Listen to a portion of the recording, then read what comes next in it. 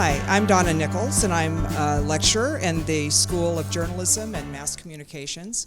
And we've called a press conference to help educate the students and faculty on what the effects of a CFA strike will be. We're very fortunate to have as our commentator tonight Robert Rucker, who is a former CNN reporter and the director of the School of Journalism and Mass Communications. Thank you for being here, Bob. I am happy to do this, and I think the best thing you can do in journalism is keep people informed so they understand what's going on. And the purpose today is to help our students, not only here on our campus, but maybe all over the state, understand what is this strike all about, why should they care, and what does it mean for them. To help us understand this process, we have some special guests on our set. Let's take a look. In the middle is Preston Rudy. He is the local president of the CFA chapter. Over to his left, our right, is Allison McKee, the vice president for the local CFA in San Jose. And Jason Wozniak is left on the right side, left to our scene. And we thank you for being here. You're a member of CFA. Correct? Very good. Let's get started here. What is this strike all about? Students keep hearing they're going to have time off. It's a vacation, right? Help clean that up for us. Well, this is a strike that comes at the end of a long process of bargaining. We've been bargaining since July of last year, and we are bargaining for a salary increase, which is the last portion of our contract that needs to be bargained for. We're in the second year of a contract. We have a 3-year contract. We're asking for a 5% salary increase this year, and we still have next year to bargain for. But right now, the strike is about our 5% salary increase.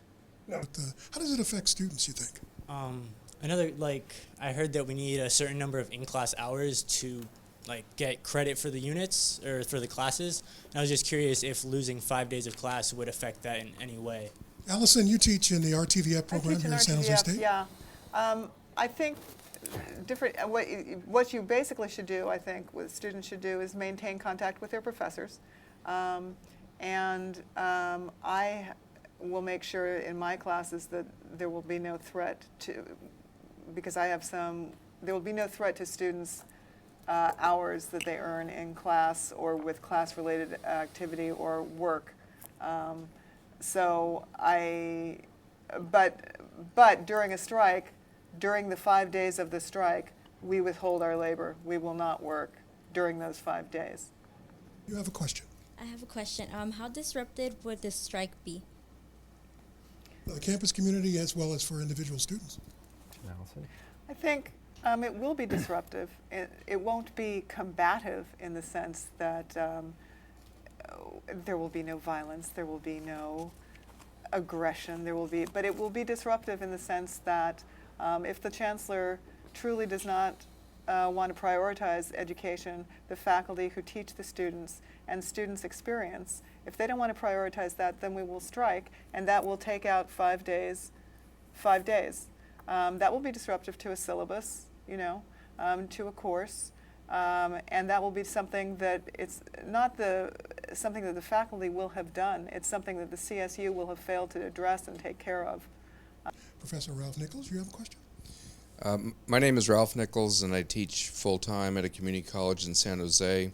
I was wondering if one of the panelists could speak to the disparity in faculty salaries between community college teachers and Cal State University teachers.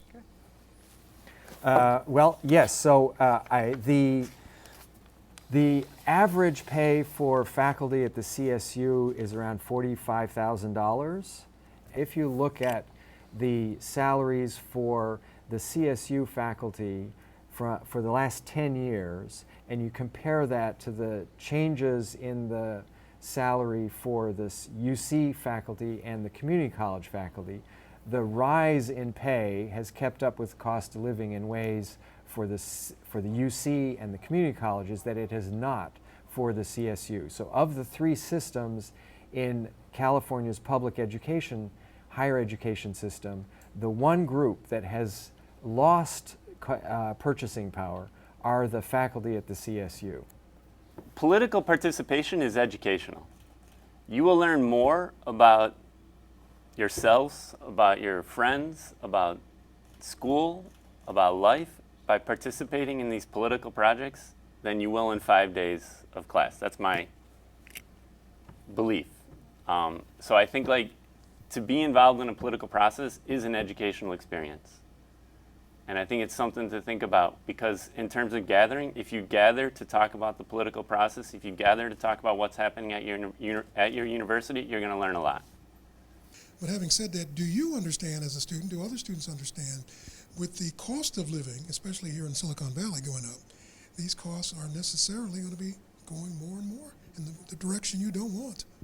Yeah, I definitely don't want the tuition to go up, so I think that this strike is necessary so it benefits us, so we don't have to make these cuts, even if it isn't tuition increases, but it is going to affect us. So like we were discussing before, how there's not going to be enough, in-class time with professors, one-on-one, things of that nature. So even if it's not necessarily like the increase, I think it's necessary that, we help these professors and kind of stand up with them, because it's going to affect us all, and we all need to work together for our education.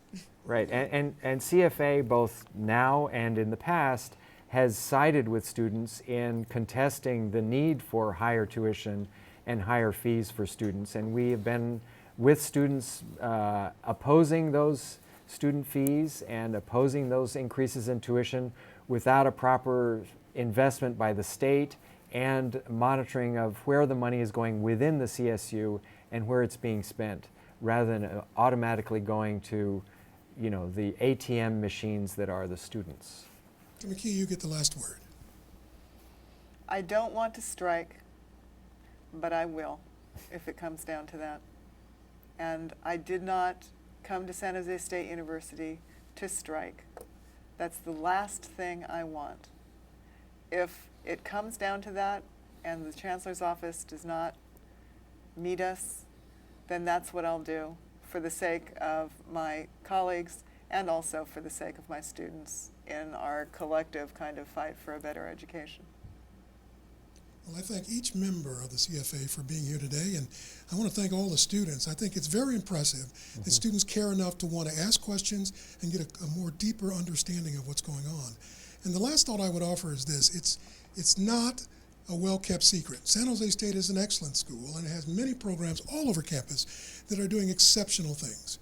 And yet recently I was advised that in one department on campus they were doing recruiting to hire a bunch of faculty, and they were only able to hire 50% of the people they wanted to bring in.